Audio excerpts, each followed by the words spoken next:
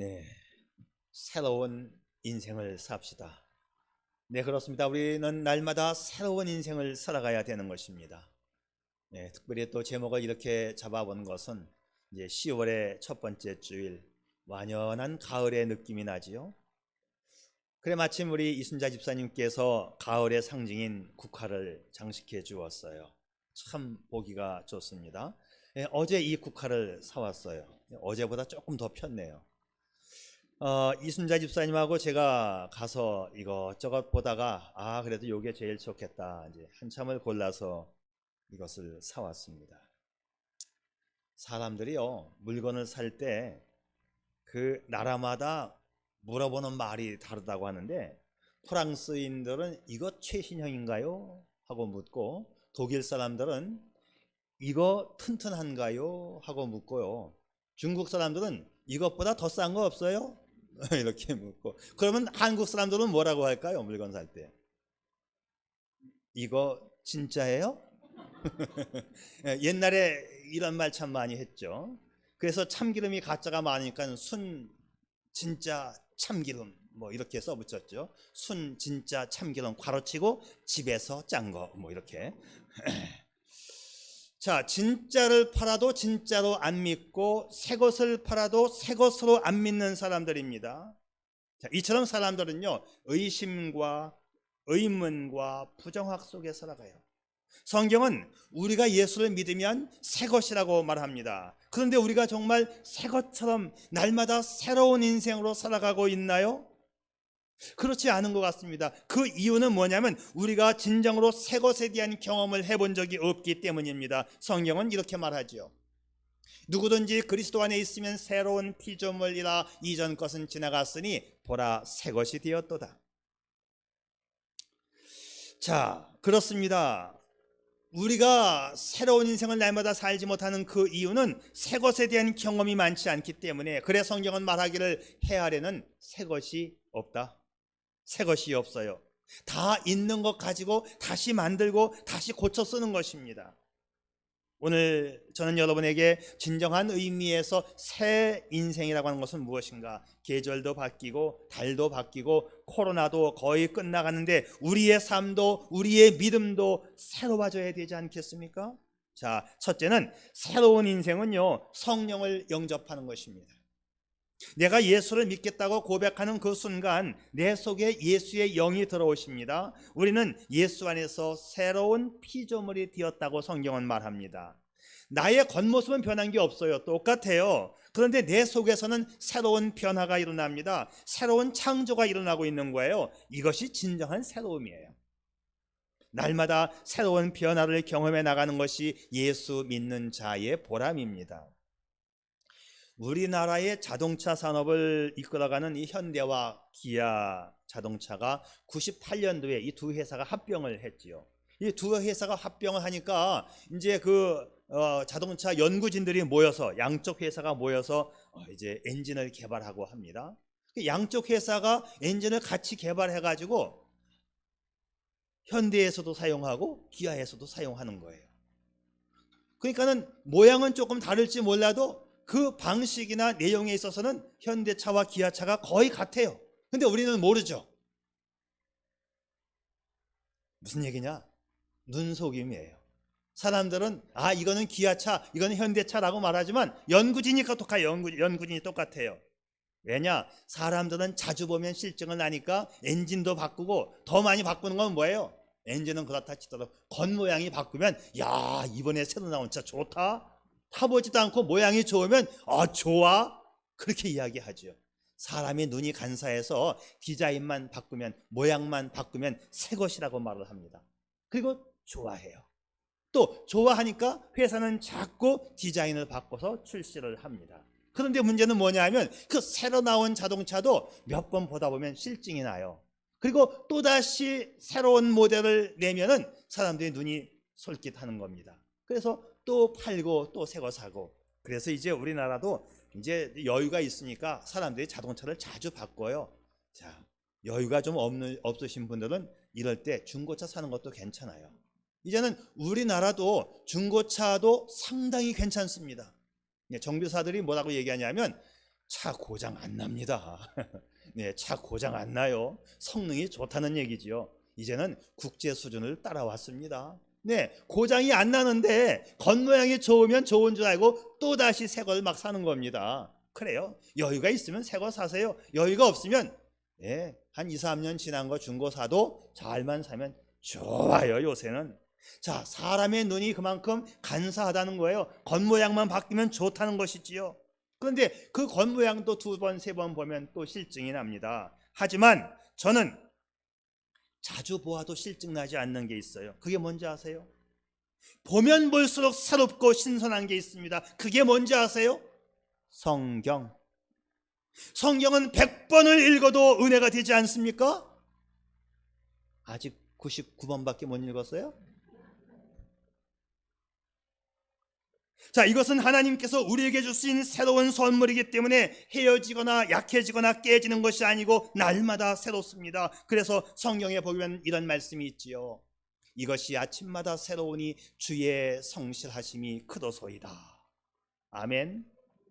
성경의 위대한 인물 바울은요, 내 나이 많이 들어 겉사람은 늙어갈지라도 속사람은 날로 새롭게 된다고 고백하였습니다. 그래서 예수 안에 있는 사람은 언제나 해가 바뀌어도 늘 새로워지는 줄 믿습니다.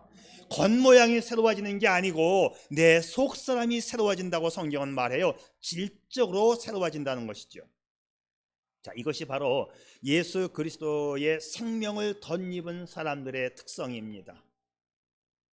세월이 흘러가도 낡아지거나 쇠하거나 망가지거나 깨지지 않습니다. 여러분, 천국이 어떤 곳입니까? 천국은 새 하늘과 새 땅이라고 성경이 말해요. 고로 천국은 새 사람들이 가는 곳이에요. 예수님을 영접한 사람들이 가는 곳이 천국입니다.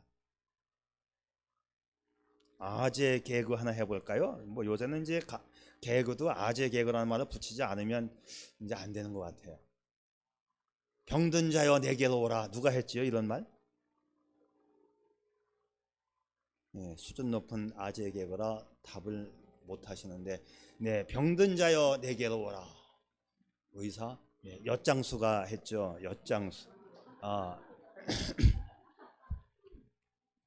옛날에는 빈병 가져가면 엿을 줬어요.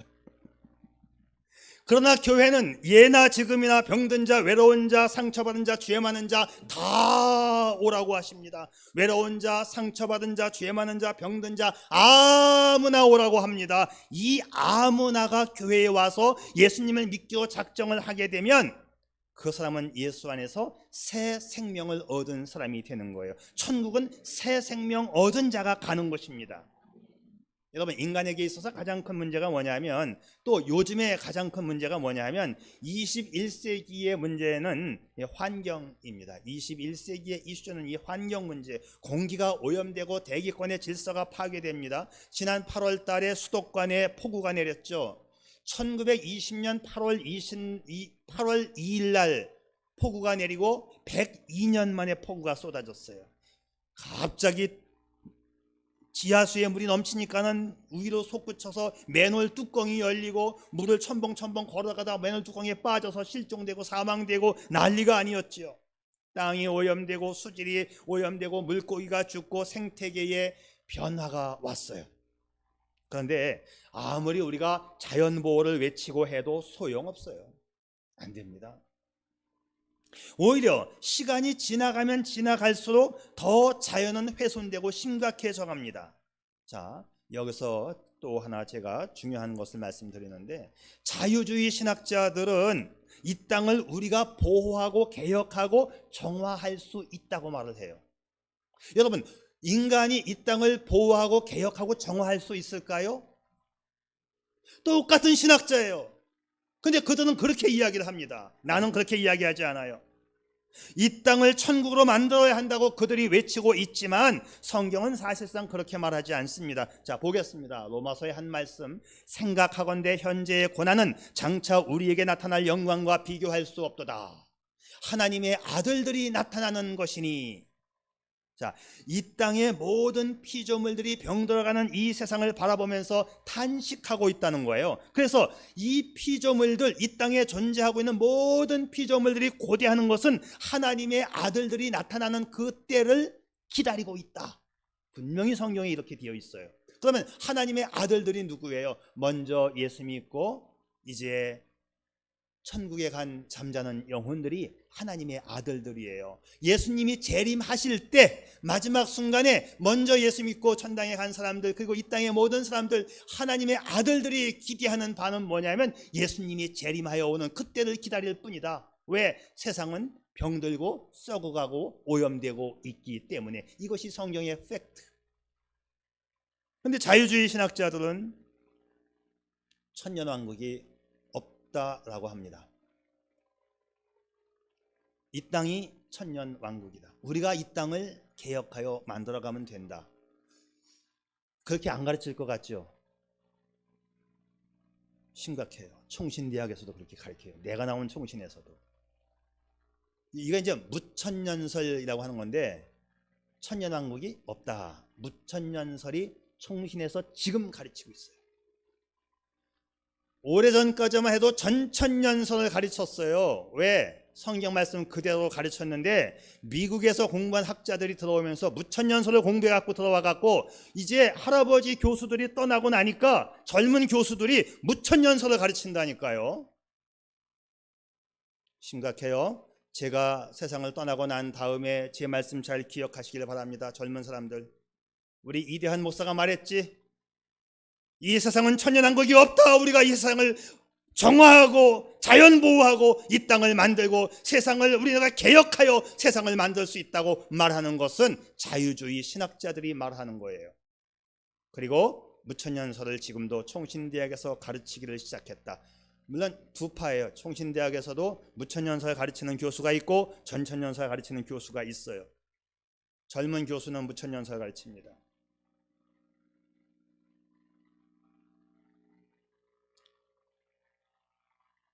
여기서 하나님의 아들들, 모든 예수 믿는 사람들이 기대하는 바는 뭐냐 하면 예수님이 다시 오는 그날을 기다린다. 예수님께서 재림하시는 그날, 예수 그리스도와 함께 모든 성도들이 예수께서 통치하시는 천년 왕국에 들어가는 그날을 고대하게 된다. 자, 이 세상에는 이 세상의 어떤 인간적인 문제나 자연의 문제나 모든 것은 인간이 해결할 수 없다는 것을 성경이 말해주고 있어요. 예수께서 오셔야만 해결된다는 것을 성경은 분명히 말씀하고 있는 것입니다. 여러분, 이 땅은 답이 없습니다.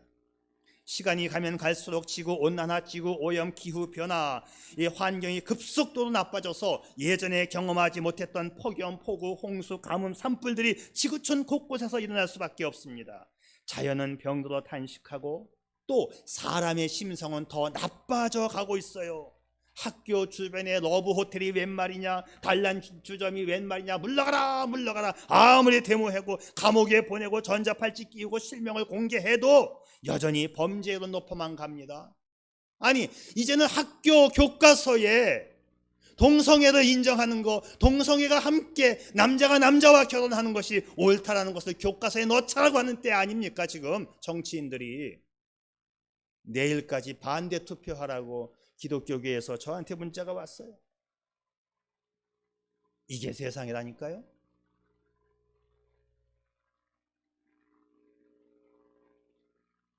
지적 수준은 높아졌죠. 지성인들이 많아졌습니다. 그런데 도덕과 윤리는 더 퇴보하고 있어요. 어떻게 해야 되죠? 이럴 땐 하나님께 묻는 겁니다. 사람에게서 해답을 얻지 못할 때 하나님께 물어보면 정답을 주십니다. 그래서 인생의 해답은 예수님을 영접하는 거예요. 성령님을 영접하는 것이 새 인생의 해결인 줄 믿으시기를 바랍니다. 그래서 성령을 영접하면 성령께서 다 해주시는데요, 우리가 성령을 소유했다고 해서 하지만 자동적으로 새 인생이 사라지는 것은 아니에요. 이제 성령을 영접했다는 것은 새 인생의 출발에 불과합니다. 성경은 성령 안에서 매일 새롭게 살아갈 것을 요구합니다. 하나님은 성경을 통해서 이렇게 말씀하십니다. 환경 개선이 우선이 아니라 사람다운 삶이 먼저 우선이다. 먼저 새 사람이 되어라. 구습을 쫓는 옛사람을 벗어버리고 의와 진리의 거룩함으로 새 사람을 입어라. 하나님께서 우리에게 새 사람을 입으라는 것은 우리 속에 있는 이 죄의 성품의 문제를 해결받으라는 말씀이죠. 자, 우리는요, 죄의 성품을 가지고 있는 사람들이에요. 예수님을 영접했어도 죄성은 아직도 남아 있습니다. 그렇지 않습니까? 여러분 생각해 보세요. 이상스럽게도 나쁜 것은 가르치지 않아도 쉽게 배웁니다. 세상에 부패하고 더럽고 추한 것이 인간 아닙니까? 솔직히 말해서 지금 우리가 이쁜 척하고 앉아있지만 우리가 다 거기서 거기 아닙니까? 솔직히 말해서 나는 의롭고 정직하다고 말하지 않기를 바랍니다. 오히려 나는 한없이 부족하고 추하여 하나님의 도우심이 필요한 사람입니다. 주님 도와주세요 기도할 수 있기를 바랍니다. 나는 오늘도 성령으로 충만히 살기를 원합니다. 성령님 도와주세요라고 말할 수 있기를 바랍니다. 이 고백이 없이는 우리는 새로운 인생을 살 수 없는 거예요. 뭐가 새로워요? 이 땅에 뭐가 새롭습니까? 잠깐뿐이에요. 새로운 것은 잠깐 느끼는 뿐이에요.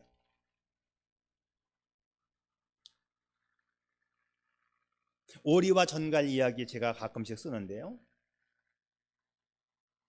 전갈은 한번 물리면 죽습니다. 독이 얼마나 센지.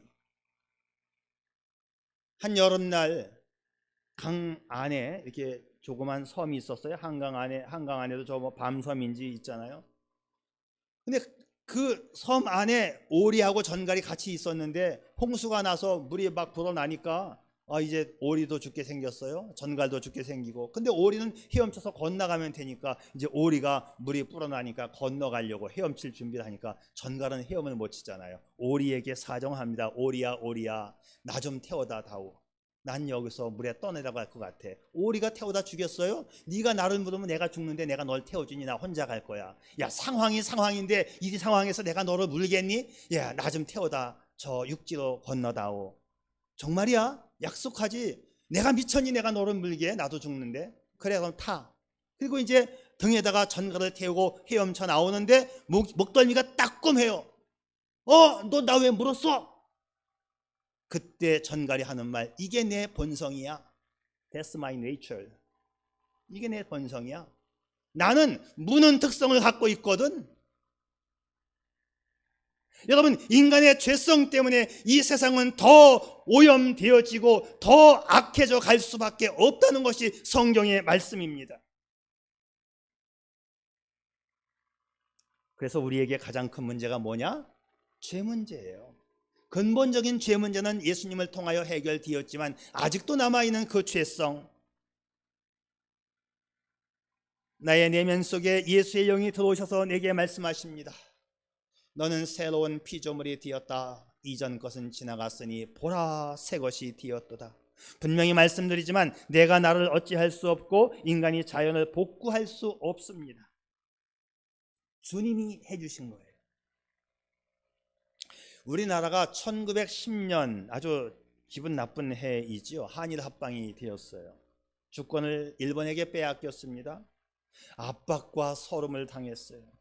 일본이 우리에게서 모든 것을 다 뺏어갑니다. 성도 뺏어가고 이름도 뺏어가고 곡식도 뺏어가고 쇠붙이도 뺏어가고, 그리고 전쟁을 일으켜서 우리 조선 사람들을 총알바지로 사용했어요. 우리는 노예였습니다. 그런데 우리가 어떻게 해서 그 노예에서 해방이 되었지요? 우리는 일본과 싸워서 이길 만한 힘이 전혀 없었습니다. 그런데 연합군이 대신 싸워주었기 때문에 우리가 이긴 거죠. 1945년 8월 7일 남태평양의 한 섬에서 원자폭탄을 B-29라고 하는 큰 비행기에 2개를 싣고 일본 상공에서 하나는 나가사키에 하나는 히로시마에 떨어뜨렸어요. 일본이 폐허가 됩니다. 일본 천황 히로히토는 무조건 항복, 무조건 항복, 무조건 항복. 우리가 싸워서 이긴 게 아니고 연합군이 대신 싸워서 우리가 이겼습니다. 우리의 힘으로 해방시킨 게 아니고 누군가가 싸워서 우리를 해방시켜 줬어요. 그래서 우리 민족이 해방됐습니다. 마찬가지로 내가 구원받은 것은 내가 눈물로 고행으로 선행으로 금식기도 많이 해서 내가 구원받은 게 아니지요. 누군가가 나를 구원해 줬습니다. 그 누군가가 누구예요? 예수님이죠. 예수님이 대신 나를 위해서 십자가에 죽어 주었기 때문에 내가 용서를 받았습니다. 자, 이 사실을 마음에 믿고 예수님을 나의 마음의 구세주로 영접하는 그 순간 우리가 하나님의 자녀가 된다고 성경은 말해요. 이게 복음이에요. 이게 기독교 구원 교리의 핵심입니다. 자, 그런데 여러분, 우리가 여기서 반드시 기억할 것이 있어요. 내가 예수님을 믿었다, 그래서 성령님을 마음에 모시고 산다고 다 되는 게 아닙니다. 내가 새 차를 구입했다고 그 새 차가 영원히 새 차 됩니까? 매일 닦아주고 고쳐주어야 돼요. 화분에 꽃을 심어놓고 그 화초를 매일 지켜보고 물 주고 관심 가져야 되는 것처럼 화초 키우기 참 어려워요.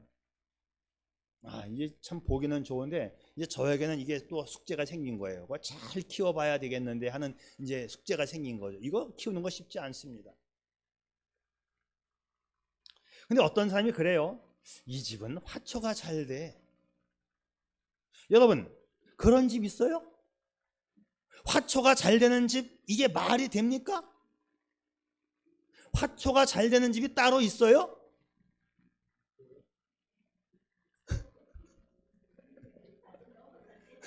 그 집 화초 잘 되는 거 나도 알고 있어요. 근데 그 잘 되는 이유? 정성이 들어가기 때문에 그런 거예요. 정성이 들어가기 때문에. 누군가가 그 집에 권사님이 관심 주고 거름 주고 물 주고 햇빛 주니까 그것이 잘 되는 것이지 그 집의 화초가 저절로 잘 된다고요? 천만의 말씀. 누군가의 손길이 필요해요. 누군가의 수고와 봉사가 필요합니다. 내가 예수를 믿었다고 해서 그 순간부터 내가 죄도 안 짓고 자동적으로 천사처럼 사는 것이냐? 절대 안 그래. 왜? 내 속에 아직도 나쁜 죄성이 남아 있거든요. 근본이 달라져서 새로운 피조물이 된 건 사실이지만 이제부터 새롭게 살아가기로 노력하지 않으면 안 된다는 거예요. 그래서 선한 일을 위해서 구원받은 것이 아니라 구원을 받았기 때문에 감사해서 선한 일을 하면서 살아갈 수 있기를 바랍니다.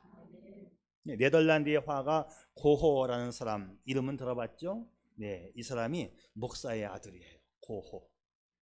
근데 화가가 되기 전에 한때 광산에 가서 석탄 캐는 일을 했는데 목사의 아들이니까 그래도 이 광부들에게 복음을 전하고 싶어서 복음을 전하는데 광산에서 일하시는 이분들이 일이 험하고 힘들고 하니까 그냥 일하다가 힘든 욕설도 하고 그냥 힘드니까 이 전도하는 얘기가 들어오겠어요? 안 들려오지요. 그래서 전도를 하다가 이 고호, 이 목사의 아들이 전도를 포기를 했어요. 너무 힘들다.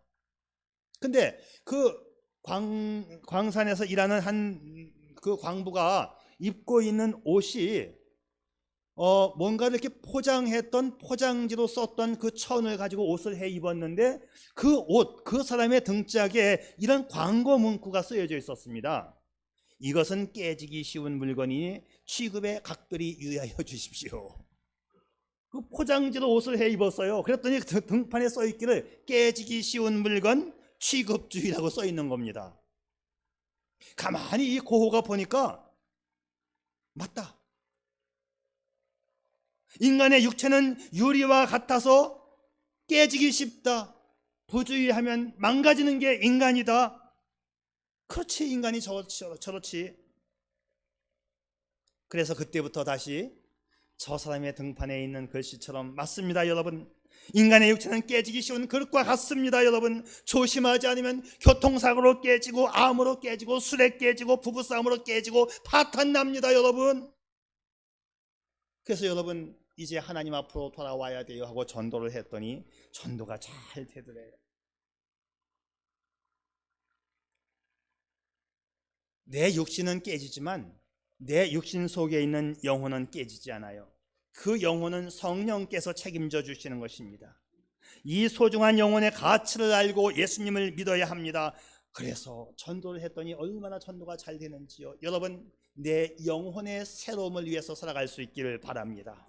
사랑하는 여러분, 예수를 영접했나요? 성령님을 의지하여 날마다 성령님과 함께 살아갈 수 있기를 축복합니다. 네, 참 꽃이 있어 보기 좋지요. 어느 순간 성령님께서 이순자 집사님 마음속에 성전이 쓸쓸하다야, 뭐 좀 장식 좀 해야 되지 않겠니? 그러니까는 이렇게 했던 거예요. 난도 돈이 아까워가지고 어차피 할 건데 집사님 한 달 참았다 할까? 왜냐하면 11월 달에 행사도 있고 하니까 그땐 그때고 오늘입니다. 근데 그 말이 맞아요. 그땐 그때지. 성령님께서 우리 집사님 마음 가운데 너무 쓸쓸해 안 되겠어. 맞다, 살아갑시다 집사님. 그래서 사왔다니까요. 여러분, 성령께서 주시는 음성 무시하지 마시고 성령에 의지하여 살아갈 수 있기를 바랍니다. 그래서 새로운 인생은 뭐냐 하면 예수 안에서 날마다 살아가는 거예요. 우리가 예수 안에서 새 생명을 얻었다, 새로운 피조물이 되었다, 그것은 그 사람의 내면의 의식이 변했다는 거죠. 내가 가치관이 변했다는 거예요. 그래서 새 생명을 가졌다고는 그 증거가 뭐냐? 주님이 원하시는 일에 내 몸과 마음을 쓰는 사람, 이 사람 변했다, 이 사람 예수 믿는 사람이다, 그렇게 말하는 거예요. 하나님이 기뻐하시는 건 나도 기뻐하고 하나님이 싫어하는 건 나도 싫어하고 예수님의 마음으로 살아가는 것, 바로 그것이 이제 새로운 사람이 되었다는 증거입니다. 오늘 본문 말씀 잘 생각해 보세요. 누구든지 그리스도 안에 있으면 새로운 피조물이라. 그리스도 안에 있으면, 여기 그리스도 안에 있으면이라는 이 말이 계속적인 용법이에요. 계속적으로 그리스도 안에서 살아가야 한다. 날마다 예수 안에서 예수를 닮아가는 삶을 살아가야 한다. 이것이 새로운 삶을 살아가는 방법입니다. 자, 예수 안에 살아간다는 것은 예수님에게 소망을 둔다는 말이에요. 우리가 누군가를 소망을 하면서 바라보면 그를 닮는다고 해요. 그 짧은 이야기에 그 큰 바위 얼굴 있잖아요. 큰 바위 얼굴처럼 저 인자 한 사람 하고 기대했더니 어느 소년이 컸을 때에 그 큰 바위 얼굴처럼 인자한 사람이 되었다, 그런 얘기가 있죠. 우리가 바로 예수님을 바라보고 예수님을 소망하면 우리가 예수님을 닮게 되는 것입니다. 우리의 삶, 새로운 인생은 바로 예수님을 소망하고 예수님을 바라보면서 살아가는 삶이에요. 어느 분의 간증인데, 여집사님이 여고 시절에 골목길을 지나가는데 점쟁이가 딱 보더니, 야, 내가 관상을 잘 보는데 너 팔자 고칠 수 있어? 그러더래요. 그래, 이 여고생이 팔자 고칠 수 있다는 말에 주머니에서 돈을 꺼내가지고 따라 들어가서 점을 봤어요. 그랬더니 이 점쟁이 하는 말이 40대가 되면 대통령 부인 될 상이야. 우와! 얼마나 마음이 설레었습니까? 그때부터 이 여고생의 머릿속에는 대통령 영부인 된다는 생각만 갖고 살아가는 거예요. 남자들이 뭐 편지를 보내고 쪽지를 보내도 내가 대통령 영부인인데, 이제 이러면서 무시하면서 살아가는 것입니다. 그러다가 어떻게 해서 남편을 만나갖고 살아가는데, 아무리 봐도 대통령 부인 될 상이 아니에요. 내가 허상의 꿈을 꾸고 있구나. 그런데 어느 날 남편이 LA 지점의 은행장으로 발령이 나서 LA로 가게 됐어요. 사람들이 이제 미국으로 이민을 가면 교회에 잘 나와요. 왜? 거기는 한국 사람이 별로 없는데 교회 가면 김치 먹을 수가 있고 이제 재밌거든. 그래서 이제 놀며 이제 만나러 이제 교회를 갑니다. 그래서 이 대통령 영부인들 상을 가진 이 이제 사람이 이제 이민을 가서 난생 처음 LA에서 교회를 갔어요. 교회 가서 이제 예배를 드리고 제자 훈련해서 성경 공부를 하고, 근데 성경 공부를 하다가 이런 말씀을 보게 됩니다. 오직 너희는 택하신 족속이요 왕 같은 제사장들이요 거룩한 나라요 그의 소유된 백성이니. 그리스도께서 왕 노릇하는 천년왕국의 왕 같은 제사장이 된다는 것을 배우게 됩니다. 그래, 내가 예수 그리스도를 영접하고 나면 만왕의 왕이신 예수 그리스도의 신부가 되는 것이지. 그때 갑자기 옛날에 그 점쟁이가 했던 말이 생각이 나는 거예요. 영부인 된다는 게 바로 이거구나. 만왕의 왕이신 예수님의 부인 되는 거구나. 할렐루야. 웃기는 왜 웃어요? 그래서 예수님을 신부 삼아서 행복한 인생으로 바뀌어졌다고 하는 이야기입니다. 이 간증을 하면서 40대가 넘어서야 비로소 점쟁이의 말이 맞았구나. 대통령 부인은 못 되었지만 예수님의 신부되어 천국의 보좌에 앉게 되었습니다. 만왕의 왕이신 예수님의 신부된 것을 여러분 감사할 수 있기를 축복합니다. 여러분 예수 안에서 아름다운 인생 누릴 수 있기를 축복합니다. 괴테가 쓴 오두막집이라고 하는 이야기가 있어요. 오두막집에 은으로 만든 등잔 하나가 들어오니까 그 오두막집이 온통 은빛으로 변합니다. 오두막집 건축 자재인 통나무, 마루, 문짝, 가구들이 다 신비로운 은빛으로 변하는 거예요. 은등잔 하나가 집안의 분위기를 싹 바꾸어 놓았습니다. 이 이야기가 상징하는 게 뭔지 아세요, 여러분? 이 이야기는 예수 그리스도를 마음에 모시면 그 마음이 밝아지고 그로 인하여 그 주변까지 밝아진다는 그 이야기를 하고 싶었던 거예요. 여러분, 예수를 믿는 여러분들로 인해서 여러분의 가정의 분위기가 달라지기를 바랍니다. 내가 달라지고 변화된 인생을 살면서 내 주변이 달라질 수 있기를 축복합니다. 여러분, 한국 민족의 지도자인 김구 선생님을 알죠? 자, 이분도 기독교의 신앙으로 인생이 바뀐 사람이에요. 18살에 동학에 입학해서 지방의 교구 책임자인 접주가 됩니다. 21세에는 명성왕후의 원수를 갚고자 일본군 중위를 살해하고 체포되어서 사형수가 되었어요. 23세에 탈옥을 해서 공주 마곡사의 승려가 됩니다. 근데 권사님이셨던 어머님이 아들을 위해서 새벽마다 기도를 드리는 거예요. 이 새벽 기도가 응답이 되어서 이제 김구 씨가 28세 때 다시 절간에서 교회로, 기독교로 들어오게 돼요. 그때부터 이제 성경을 읽기 시작하면서 인생관이 바뀌기를 시작합니다. 그때까지 자기가 섬겨왔던 학문과 이성을 다 우상처럼 던져버리고 예수님을 영접하고 새 마음을 갖게 되었어요. 예수님에게 소망을 두고 예수 안에 살기로 마음을 먹었습니다. 그래서 자기의 호를 이제 짓게 되는데, 김구 선생님의 호가 뭐죠? 백범. 이 백범이라는 말이 어떻게 나왔느냐?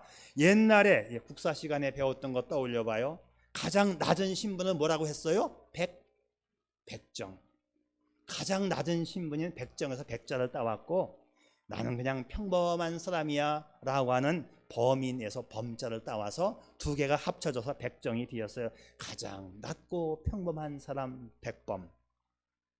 이렇게 백범이라고 다시 이름을 고치고 나라와 민족을 사랑하는 진정한 애국자가 됩니다. 하나님의 말씀이 들어가고 믿음이 생기면 인생이 새롭게 변화됩니다. 여러분도 예수 그리스도 밖에 살지 마시고 예수 그리스도 안에 살 수 있기를 바랍니다. 누구든지 그리스도 안에 있어야만 하는 것입니다.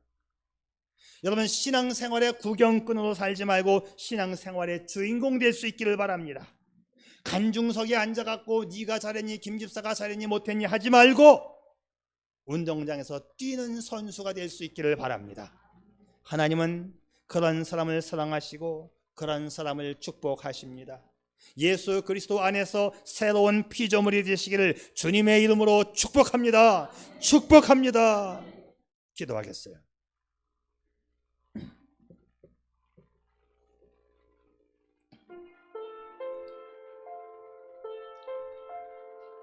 당신은 새 인생을 갈망하시나요? 사람은 누구나 새 인생 살기를 원합니다. 신선하고 멋지게 살기를 원하지요. 그런데 새 인생은 그 영혼의 본질이 변하지 않고는 안 됩니다. 새 옷을 입고 새 집에 살고 새 차를 타는 것이 새 인생이 아닙니다. 당신이 진정 새 인생을 원하신다면 예수님을 내 마음속에 나의 주인으로 영접해야 합니다. 누구든지 그리스도 안에 있으면 새로운 피조물이라. 그리스도 안에 있어야 새 인생이 시작되는 거예요. 그리스도를 영접하면 당신도 근본적으로 새 인생이 시작될 수 있습니다. 그리고 성령님께 맡겨보십시오. 내가 하려고 했지만 실패했던 것, 내가 기대했지만 한계에 부딪혀 좌절했던 것, 당신 인생의 눈물과 실패와 좌절들이 예수 안에서 새롭게 다시 새 인생으로 거듭나게 되는 거지요. 그를 위하여 예수 안으로 들어오십시오. 적극적으로 들어오십시오. 그리고 그 예수께 완전히 바뀌십시오. 그러면 당신도 새로운 피조물로 새 인생을 살게 될 것입니다. 이 축복의 인생을 사는 당신이기를 소망하며 축복합니다. 아멘. 아버지 하나님 감사합니다. 10월의 첫 번째 주일 저희에게 허락하시고 주님 앞에 와서 새 인생의 말씀을 가슴에 새겼습니다.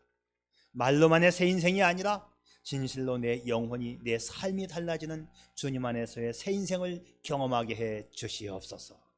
예수님의 이름으로 기도드리옵나이다. 아멘.